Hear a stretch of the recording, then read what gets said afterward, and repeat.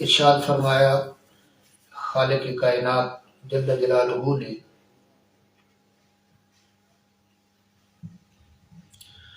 وَقُلْنَا یا آدم اسکن انت وزوجک الجنۃ، اور ہم نے فرمایا اے آدم تم اور تمہاری بیوی جنت میں رہو، وَكُلَا مِنْهَا رَغَدًا حَيْثُ شِئْتُمَا، اور کھاؤ اس میں سے بے روک ٹوک جہاں سے تمہارا جی چاہے، وَلَا تَقْرَبَا هَٰذِهِ الشَّجَرَةَ فَتَكُونَا مِنَ الظَّالِمِينَ، مگر اس پیڑ کے پاس نہ جانا، اس درخت کے پاس نہ جانا کہ حد سے بڑھنے والوں میں سے ہو جاؤ گے۔ فَأَزَلَّهُمَا الشَّيْطَانُ عَنْهَا فَأَخْرَجَهُمَا مِمَّا كَانَا فِيهِ، شیطان نے اس سے یعنی جنت سے انہیں لغزش دی اور جہاں رہتے تھے وہاں سے انہیں الگ کر دیا۔ وَقُلْنَا اهْبِطُوا بَعْضُكُمْ لِبَعْضٍ عَدُوٌّ، اور ہم نے فرمایا کہ نیچے اترو، تم آپس میں ایک دوسرے کے دشمن ہو جاؤ گے۔ وَلَكُمْ فِي الْأَرْضِ مُسْتَقَرٌّ وَمَتَاعٌ إِلَىٰ حِينٍ، اور تمہیں ایک وقت تک زمین میں ٹھہرنا ہے اور پلٹنا ہے۔ یہ مختصر سا ترجمہ ہے ان آیتوں کا۔ خالق کائنات جل جلالہ و عم نوالہ اپنے فضل و کرم سے قرآن حکیم کے نور سے ہمارے سینوں کو روشن فرمائے۔ معزز سامعین، یہ وہ واقعہ چل رہا ہے جس میں اللہ تبارک و تعالی نے فرشتوں کو ارشاد فرمایا کہ تم میرے آدم علیہ السلام کو سجدہ کرو، تو سب فرشتوں نے سجدہ کیا، ابلیس نے، شیطان نے نہ کیا۔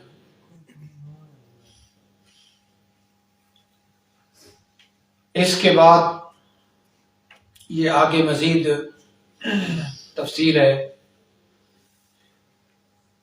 خالق کائنات جل جلالہ نے حضرت آدم علیہ السلام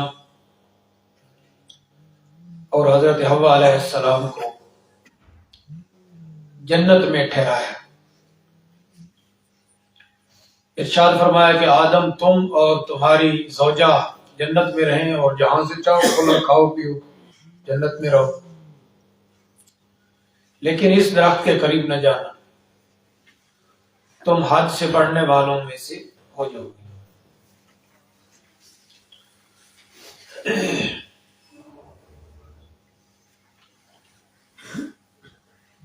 شیطان نے اس مقام سے ہٹایا، لغزش دی۔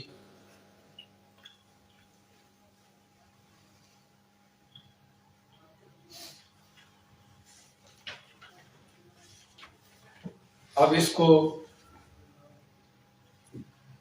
سماعت فرمائیں آپ کے حضرت آدم علیہ السلام اور حضرت حوا علیہ السلام پھر وہاں جنت سے زمین پہ آ گئے۔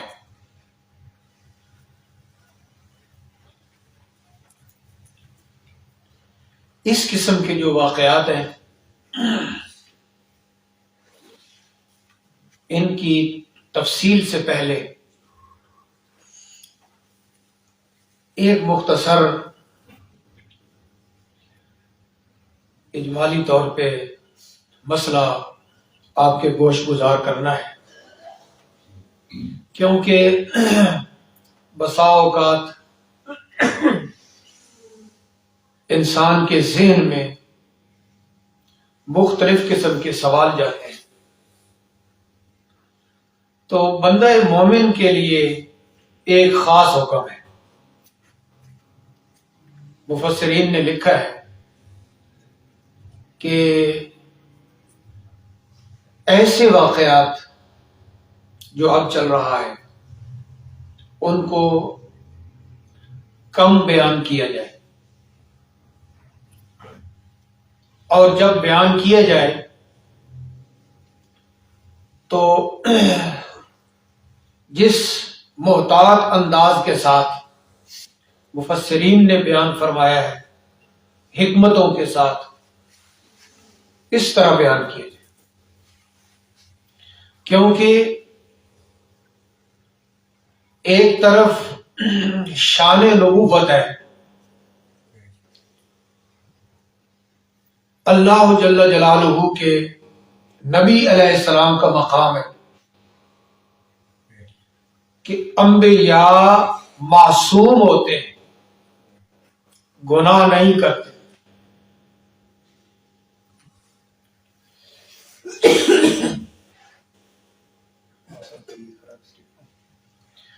اور شیطان نے تو خود اقرار کیا ہے، قرآن مجید میں ہے کہ اس نے کہا کہ میں سب بندوں کو راہ راست سے ہٹاؤں گا، لیکن پروردگار تیرے نیک بندوں کو راستے سے ہٹا نہیں سکوں گا۔ یہ تو خود اس نے اقرار کیا۔ اور یہاں جنت بھی ہے، اور اللہ کے نبی حضرت آدم علیہ السلام بھی ہیں، تو شیطان نے پھسلایا اور جس درخت کے قریب جانے سے خالق کائنات جل جلالہ نے منع فرمایا تھا، اس سے تناول فرمایا اور یہ سارا واقعہ ہو گیا۔ تو ذہن میں کچھ باتیں جاتی ہیں، تو ان کی طرف میں نے آپ کو تھوڑا سا متوجہ کرنا ہے کہ آپ دیکھیں کہ ایسے مقامات کو مفسرین نے کس طرح بیان کیا ہے کہ شان نبوت کے اوپر بھی کوئی حرف نہیں آتا، جو مقام اور مرتبہ حضرت آدم علیہ السلام کا ہے، انبیاء کرام کا ہے، اس حوالے سے بھی کوئی کمی باقی نہیں رہ جاتی، اور واقعہ کو بھی بیان فرما دیتے۔ اب چند باتوں کو ذکر کرتے ہیں۔ پہلی بات تو یہ ہے کہ یہاں لفظ آ گیا کہ اس درخت کے قریب نہ جانا، فتکونا من الظالمین، ظالمین کا لفظ آ گیا۔ اور قرآن مجید میں ایک دوسرا مقام ہے، الا لعنۃ اللہ علی الظالمین، ظالمین پہ اللہ کی لعنت۔ تو بہت نازک مقام نہیں ہے، ضروری طور پہ ہر کلمہ کو کہ دل میں یہ بات بڑی آسانی کے ساتھ جائے گی کہ اس مقام پہ جہاں حضرت آدم علیہ السلام کا ذکر ہے، فتکونا من الظالمین، یہ جو ظالمین کا لفظ ہے اس کا وہ معنی نہیں جو عام طور پہ ہوتا ہے، اور وہ جو دوسرے مقام پہ لعنت اللہ علی الظالمین، وہاں ظالم کا وہ معنی ہے جو ماحول میں لیا جاتا ہے، جو ظالم لوگ ہوتے ہیں، جو اللہ تبارک و تعالیٰ کے مخالف چلتے ہیں، خالق کائنات جل جلالہ کے ارشادات کے خلاف چلتے ہیں، شریعت کے خلاف چلتے ہیں، کفار ہیں۔ ایک تو یہ بات بہت جلد ذہن میں جاتی ہے اور جانی چاہیے کہ یہاں اس مقام پہ اس لفظ کا یہ معنی نہیں ہے۔ اور دیکھیں اعلی حضرت عظیم البرکت امام محمد رضا نے رحمت اللہ تعالی علیہ، آپ نے ترجمہ کرتے وقت اس مقام پہ ارشاد فرمایا کہ تم ہو جاؤ گے حد سے بڑھنے والوں میں، حضرت آدم علیہ السلام کے متعلق۔ اور جو دوسرا مقام ہے جہاں یہ لفظ ظالمین ہے تو وہاں ترجمے میں ظالم ہی فرمایا، لعنت اللہ علی الظالمین، ظالموں پہ اللہ کی لعنت. وہاں ظالمین کا ترجمہ ظالم ہی فرمایا، اور جہاں ارشاد فرمایا کہ تم جس طرح کی نہیں ہوتا کہ ہاتھ سے بڑھ جاؤ گے، ہٹ جاؤ گے، اس قسم کا یہ ترجمہ فرمایا. اور پھر جب کہ ہم نے مفسرین کو دیکھا، امام راضی اور دیگر مفسرین، انہوں نے بھی بالکل یہی طریقہ اختیار کیا. تو ایک بہت بڑا سبب تو یہ سامنے آ گیا کہ ہر مقام پہ جو نبوت اور رسالت کا مقام ہے اس کو سامنے رکھنا چاہیے، بے احتیاطی نہیں کرنی چاہیے. کسی بھی مقام پہ ایسی بات نہیں کرنی چاہیے کہ جس سے یہ معلوم ہو رہا ہو کہ یہ شخص رسول پاک صلی اللہ تعالی علیہ وسلم کے مقام پہ، انبیاء کرام کے مقام پہ اعتراض کر رہا ہے. یہ محسوس نہیں ہونا چاہیے. اگر ہلکا سا بھی یہ محسوس ہو جائے تو پھر بات کرنے والا تعویلیں کرتا رہے تو اس کی تعویلیں بھی قبول نہیں ہوگی، کیونکہ جبکہ مقام نبوت کے حوالے سے معاملہ ہے تو پھر بڑا محتاط انداز سے، محبت والے انداز سے چلنا چاہیے. اب اسی مقام کو امام فخر الدین رازی نے بھی ارشاد فرمایا کہ یہ جو معاملہ تھا نا حضرت آدم علیہ السلام کا،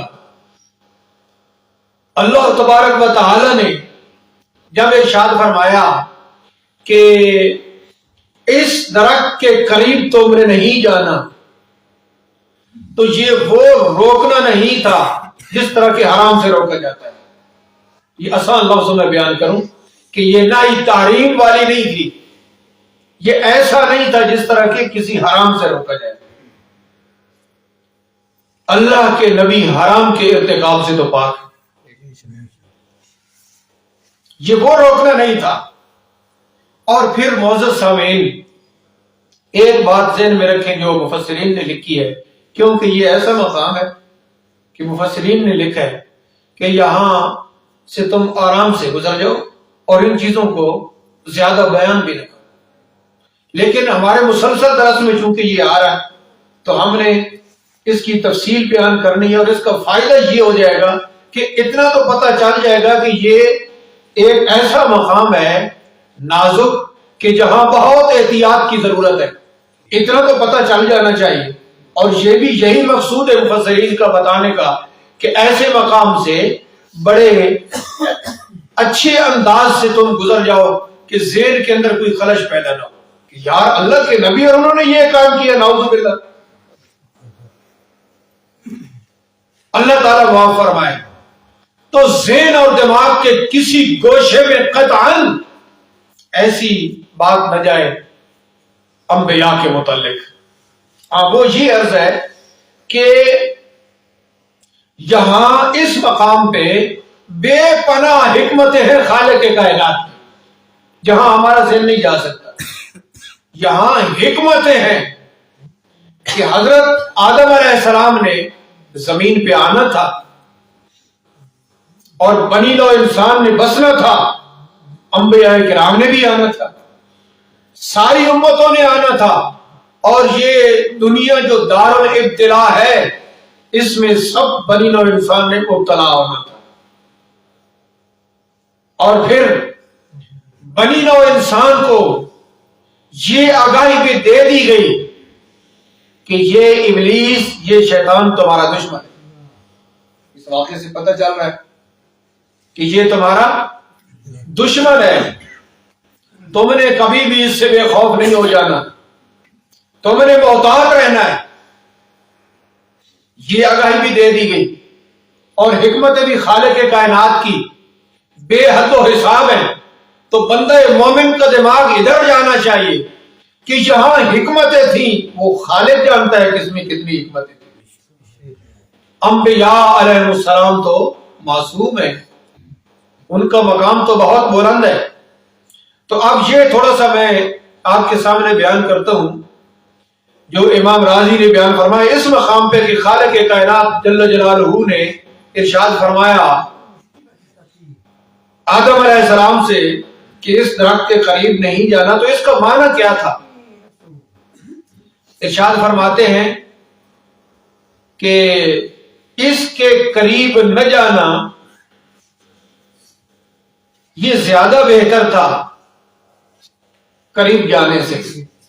قریب نہ جانا جس طرح کہ اولا اور خلاف اولا والا معاملہ ہوتا ہے، بہتر بہت بہتر اور بہتر کے خلاف یہ معاملہ تھا کہ اس کے قریب نہ جانا یہ زیادہ بہتر ہے، اس قسم کا معاملہ تھا۔ حضرت آدم علیہ السلام کے حوالے سے اور حضرت آدم علیہ السلام ارشاد فرماتے ہیں امام راضی کہ قرآن نے خود اس کو ذکر کیا ہے، فنا سے یا آدم، حضرت آدم علیہ السلام بھول گئے اور آپ کا اس میں ارادہ بھی نہ تھا، وَلَمْ نَجِدْ لَهُ عَزْمًا، ارادہ بھی نہیں تھا، بھول گئے۔ اور فناسی یا آدم وَلَمْ نَجِدْ لَهُ عَزْمًا، آدم علیہ السلام بھول گئے۔ اللہ پاک فرماتا ہے کہ ان میں ان کا ارادہ نہیں تھا اور اس درخت کے قریب چلے گئے، اور وہ کہ اس درخت کے قریب نہ جانا یہ زیادہ بہتر تھا، تو آپ اس کے قریب چلیں گے بھول کر، اور وہ بھول جو معاف ہے۔ اور یہ سارا معاملہ بھی دنیا کا بننا تھا، اس میں بے پناہ حکمتیں بھی تھیں بنی نوع انسان کے لیے، اس میں بہت بڑے سبق بھی تھے، اور یہ سارا معاملہ ہو گیا۔ معزز سامعین، اس میں ایک اہم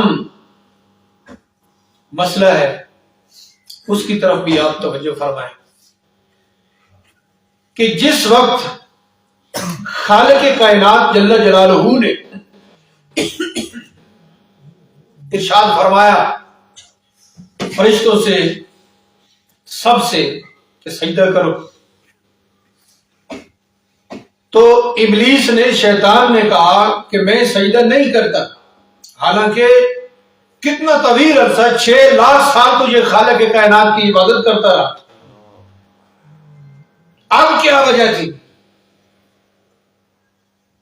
تو اس میں بہت بڑا بنی نوع انسان کے لیے ایک سبق ہے، جو اتنا طویل عرصہ عبادت کرتا رہا، آج جب کہ خالق کائنات جل جلالہ نے ارشاد فرمایا کہ سجدہ میرے آدم کو کرو، تو اس نے انکار کر دیا اور آگے سے دلیل دینا شروع کر دی کہ اے مالک تو نے مجھے آگ سے بنایا اور ان کو مٹی سے، میں افضل اور اعلی ہوں، میں سجدہ نہیں کرتا، انکار کر دیا۔ اب اس مقام پہ علماء فرماتے ہیں کہ اللہ پاک جل جلالہ نے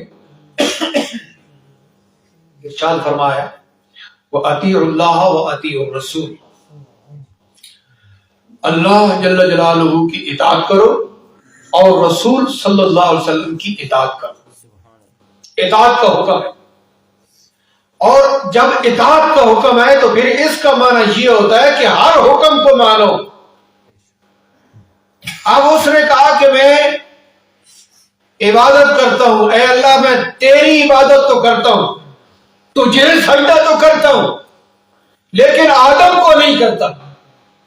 تو آپ توجہ رکھنا اس نقطے کی طرف کہ اللہ جل جلالہ کی اطاعت سے نکلا یا نہ نکلا؟ اطاعت خداوندی سے نکل گیا. وہ کہتا ہے کہ عبادت کروں گا لیکن یہ کام نہیں کرتا. یہ بہت بڑا ایک اقدام کیا اس نے، اور یہ بہت بڑا ایک ابلیسی نظام ہے کائنات میں کہ عبادت تو کریں گے ہم اللہ جل جلالہ کی، لیکن جب یہ حکم ہوتا ہے کہ تم ہر معاملے میں اللہ کی اطاعت کرو، ہر معاملے میں اللہ کی اطاعت کرو، تو وہاں آپ دیکھتے ہیں کہ بہت سے لوگ پھر پیچھے ہٹ جاتے ہیں. عبادت سے، اللہ کو سجدہ کرنے سے تو ابلیس بھی پیچھے نہیں ہٹا، اطاعت سے پیچھے ہٹا ہے. اطاعت کا معنی یہ ہے کہ جو حکم آ جائے اس کے سامنے سر جھکا. مسلمانی یہ ہے، اسلام یہ ہے، اللہ جل جلالہ کا جو بھی حکم آ جائے اس کو مسلمان مانے. اب اگر وہ یہ کہتا ہے کہ میں نماز تو پڑھتا ہوں، روزہ بھی رکھتا ہوں، اعتکاف بھی بیٹھتا ہوں، تلاوت بھی کرتا ہوں، لیکن جو باقی میرے معاملات ہیں نا دنیا کے، اس میں کسی کو میں نہیں مانتا، تو یہ بہت بڑی خرابی لازم آ جاتی ہے یہاں سے. یا ایھا الذین آمنوا ادخلوا فی السلم کافہ، اے ایمان والو اسلام میں مکمل داخل ہو جاؤ. ولا تتبعوا خطوات الشیطان، شیطان کے راستے پہ نہ چلو کہ کچھ کام کر لیے اسلام والے اور باقی چھوڑ دیے، نہ، شیطان کے راستے پہ نہ چلو. اسلام میں تم مکمل طور پہ آ جاؤ. یہ ہے حکم خالق کائنات جل جلالہ کا. تو اب میں آپ کو بتاؤں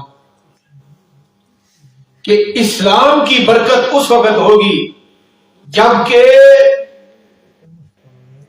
پورے نظام سے شیطان اور ابلیس کی مداخلت ختم ہو جائے، سارے نظام سے اس کی مداخلت ختم ہو جائے. اگر نماز مومن پڑھتا ہے اور باقی معاملات جو ہے وہ اسلام کے مطابق نہیں کرتا تو پھر نماز کا اثر تو ختم ہو جائے گا. ایک اور ملاوٹ درمیان میں آ جائے گی. اسلام میں ابلیسی اور شیطانی ملاوٹ آ جائے گی، اور اس ملاوٹ کی وجہ سے کام خراب ہو جائے گا. آپ دیکھیں، دودھ ہے، پاک ہے، حلال ہے، پانی بھی پاک. اگر دودھ میں پانی کو ملا دیا جائے حالانکہ وہ پاک ہے، لیکن اس کو خیانت شمار کیا جاتا ہے کہ ملاوٹ ہو گئی، اس نے اسلام کے خلاف کیا ہے، دودھ کے اندر پانی ملا دیا، تو مجرم شمار ہوتے. اگر خدا نہ خواستہ پاک پانی کے بجائے اس میں کوئی پلید پانی ملا دے تو پھر جرم اور بڑھ نہیں جائے گا؟ پہلے بھی جرم تھا لیکن اب اس کا جرم بڑھ جائے گا کہ ملاوٹ بھی کی ہے اور ایسی چیز کے ساتھ کہ جو پاک اور حلال بھی نہیں. اسلام میں اگر ملاوٹ کی جائے کفر کی تو سارے اسلام کی برکت اٹھ جائے. یہ بہت حساس مقام پہ میں آ گیا. آپ توجہ رکھیں کہ ابلیس نے عبادت سے انکار کیا، اللہ کو سجدہ کرنے سے انکار کیا نہیں کیا نا. اس نے کہا کہ میں آدم کو سجدہ نہیں کرتا، جہاں اس نے اپنی دلیل دینے شروع کر دی. آپ دیکھیں اگر توجہ کریں تو اس نے تعظیم سے انکار کیا، تعظیم سے انکار کیا. اور کافر کی سوچ یہی ہے کہ نبی پاک علیہ الصلوۃ والسلام کو کفار کیا کہتے تھے کہ تم ہم جیسے ہی ہو. کھاتے ہو پیتے ہو بازار میں جاتے ہو سارے معاملات کرتے ہو تم ہم جیسے ہو. تعظیم سے انہوں نے انکار کیا کفار نے. اور اسی طرح جب کوئی بندہ خالق کائنات جل جلالہ کے حکم کے سامنے کوئی اپنے ذہن اور دماغ کو استعمال کرنا شروع کر دیتا ہے اور دلیل بنانا اور دلیل دینا شروع کر دیتا ہے تو یہ درمیان میں سمجھ جاؤ کہ یہ ابلیسی حرکت شروع ہو جاتی ہے, ابلیسی نظام شروع ہو جاتا ہے کہ وہ اس سے پھیر رہا ہے. اب اس بات کو آپ سمجھیں کہ اسلام میں توحید میں رسالت میں اسلام کے سارے احکامات میں یہ ضروری ہے کہ وہ سارے کے سارے اللہ تبارک و تعالیٰ کے حکم کے مطابق ہیں. اب میں بالکل اختصار کے ساتھ جس طرح کے ایک متن ہوتا ہے میں اس کو عرض کروں گا. خلاصہ جس کو کہتے ہیں کہ عبادت بھی اللہ تعالیٰ کے حکم کے مطابق, عبادت اس کے حکم کے مطابق, اور پھر معیشت کاروبار کمانا کھانا رزق یہ جو کمائی کے سارے طریقے ہیں یہ بھی اس کے حکم کے مطابق. توجہ رکھنا بہت زیادہ. معاشرت رہن سہن معاشرے کے سارے معاملات یہ بھی اس خالق کائنات کے حکم کے مطابق. اور اسی طرح نظام سلطنت رعایا اور حکام سیاست یہ بھی اس کے حکم کے مطابق. لیکن آپ کو پتہ ہے کہ عبادت کے علاوہ علماء بولتے ہی نہیں بولتے, اور ایک ماحول بن گیا ہے کہ عوام بولنے بھی نہیں دیتے, عبادت کے علاوہ دوسرے معاملات میں بولنے بھی نہیں دیتے. وہ کہتے ہیں کہ جناب تمہارا معیشت معاشرت سیاست سے کیا تعلق ہے, تم نماز پڑھا ہوا اور جان چھوڑا ہوا ہے. ایسے نہیں. تو اس کا مطلب یہ ہے کہ اسلام کو اتنا محدود کر دیا لوگوں نے کہ عبادت تو ٹھیک طریقے سے ہو لیکن باقی معاملات جو ہے وہ جس طرح بھی چل رہے ہیں ایسے ہی چلتے رہے. آپ خود لوگوں سے سنتے رہتے ہیں وہ کہتے ہیں کہ مولوی صاحب کو کیا ہے کہ وہ سیاست کی بات کریں. کہتے ہیں یا نہیں کہتے؟ اگر سیاست کی بات کی جائے سیاست کی تو کہتے ہیں کہ یہ تو امامت کے قابل ہی نہیں رہا, خطابت کے قابل ہی نہیں رہا, اس کا کیا تعلق ہے سیاست سے. تو جو سیاست اسلام کے مطابق نہیں ہے وہ مسلمان کو جائز ہے؟ سوچنا تو ہے نا. جو معاشرت اسلام کے مطابق نہیں, جو معیشت اسلام کے مطابق نہیں, کیا مسلمان کو جائز ہے؟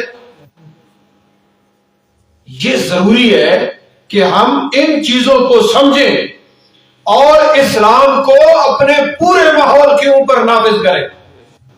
اور میں آپ کو ایک بہت قیمتی بات بتاؤں. اگر ساری زندگی بندہ عبادت کرتا رہے, ریاضت کرتا رہے, نفل پڑھتا رہے, روزے رکھتا رہے, توجہ رکھنا بہت زیادہ توجہ رکھنا, پوری دنیا میں کسی کافر کو کوئی اعتراض نہیں. پتہ ہے آپ کو اس بات؟ پوری دنیا میں کسی کافر کو کوئی اعتراض نہیں. تم ساری رات جہاں بیٹھے رہو عبادت کرو, کسی کو کوئی اعتراض نہیں. روزے رکھو, کسی کو کوئی اعتراض نہیں.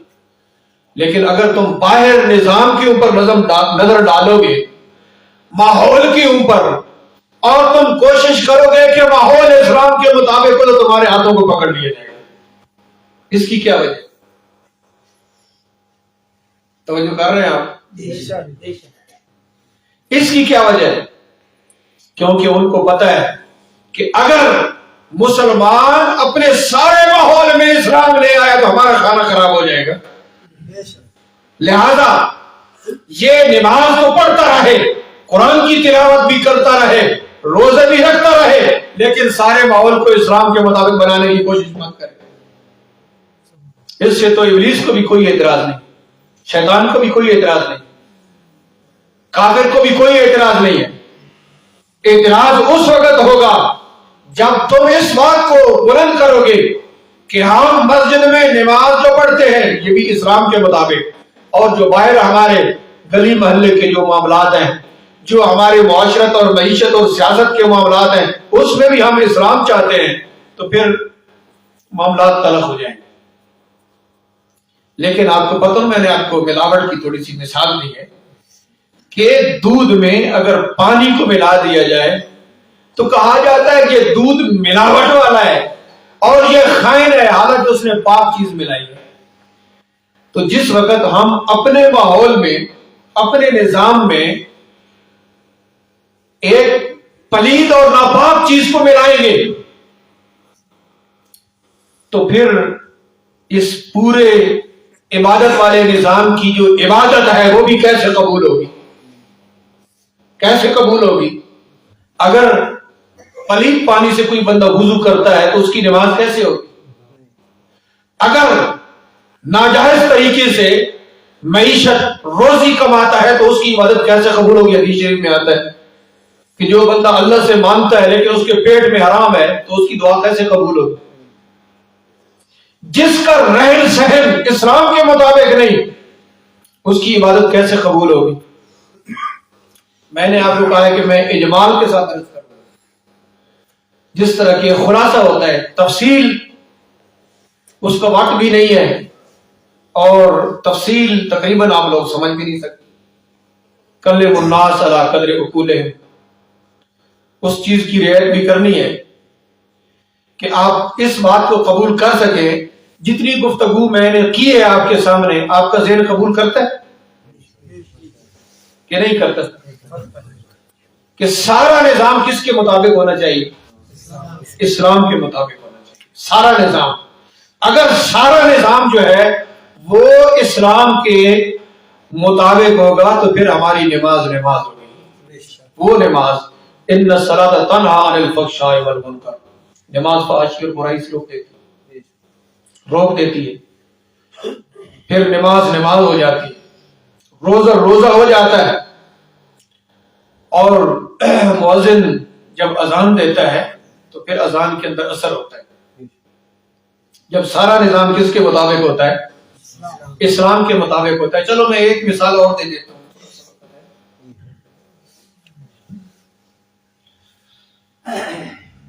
ایک مثال میں اور آپ کو دیتا ہوں نظام کے حوالے سے. ایسی بات تو آپ کے ذہن میں امید نہیں جائے گی, اتنا میدان بن چکا ہے الحمدللہ کہ یہ کیسی بات مولانا صاحب کر رہے ہیں, اسلام کی بات کر رہے ہیں.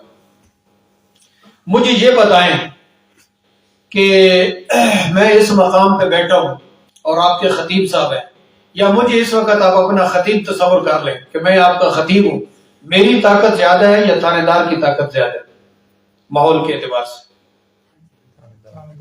تھانے دار کی زیادہ ہے.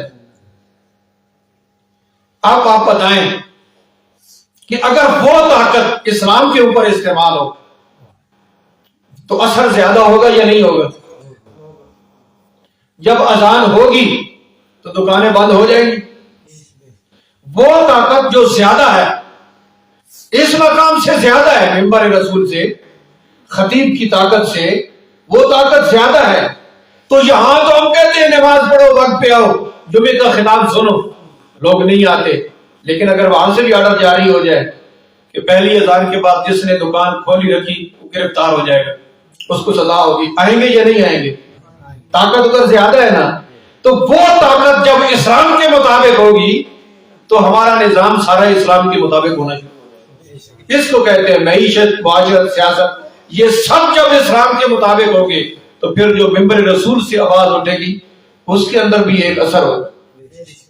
لیکن معاملہ یہ ہے کہ یہاں سے بتایا جاتا ہے اسلام, اور مسجد کے دروازے سے نکلنے کے بعد معاملات اور شروع ہو جاتے ہیں. مسجد میں پیچھے اس امام کے, اور مسجد سے نکلنے کے بعد امام کہتا ہے کہ ہم پیچھے اس عوام کے.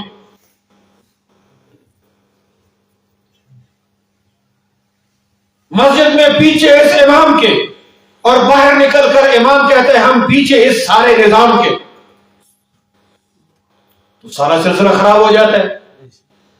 ہاں، مسجد میں بھی پیچھے اس امام کے اور باہر نکل کر پیچھے ہم اس اسلام کے، مکمل طور پہ۔ معزز سامعین کرام، یہ میں نے کچھ عرض کر دیا کہ ابلیس نے خالق کائنات کے سجدے سے انکار نہیں کیا۔ جب اسے کہا گیا کہ آدم علیہ السلام کو سجدہ کرو، تعظیم والا معاملہ تھا، اللہ کے حکم کی تعظیم تھی۔ ایک اور تھوڑی سی توجہ کر لینا، میں تھوڑی سی وضاحت کر رہا ہوں۔ اصل میں یہ اللہ پاک کے حکم کی تعظیم تھی۔ اللہ پاک نے ارشاد فرمایا کہ آدم کو سجدہ کرو، اس نے کہا میں نہیں کرتا۔ تو خود بتاؤ کہ جو 6 لاکھ سال تک اللہ تعالیٰ کی عبادت کرتا رہا، اس نے اللہ تعالیٰ کے حکم کو نہ مان کر اللہ کی تعظیم کی نہیں کی۔ اگر وہ اللہ تعالیٰ کی تعظیم رکھتا ہے دل میں، تو اللہ پاک نے جب ارشاد فرمایا کہ میرے آدم کو سجدہ کرو، تو اس نے تو اللہ کو دیکھنا تھا، اللہ کے حکم کو دیکھنا تھا، اور سجدے میں گر جانا تھا۔ فرشتے سجدے میں گر، اس نے سجدہ نہیں کیا، تو اس نے اللہ کے حکم کی تعظیم نہیں کی۔ تو اللہ کے حکم کی تعظیم نہ کرنا، یہ مسلمانی ہے یا ابلیسی ہے؟ اچھا، تھوڑی سی توجہ کرنا، زیادہ نہیں۔ مسجد میں جب مؤذن یہ اذان دے رہا ہوتا ہے حی علی الصلاۃ، یہ کس کا حکم ہوتا ہے؟ اللہ پاک کا حکم ہوتا ہے۔ تو جو نہیں آتے وہ اللہ پاک کے حکم کی پھر تعظیم کرتے؟ سوچ لیں، یہ بہت زیادہ کمزوری ہے ہمارے معاشرے میں، جس کی وجہ سے ہمارے معاملات دن بدن معزز سامعین کمزور ہو رہے ہیں۔ یقین جانیں آپ، دن بدن کمزور ہو رہے ہیں۔ مسجدیں زیادہ ہیں، مسجدیں زیادہ ہیں، مدارس زیادہ ہیں، تنظیمیں زیادہ ہیں، انجمنیں زیادہ ہیں، تحریکیں زیادہ ہیں، لیکن اسلام سے دوری ہے۔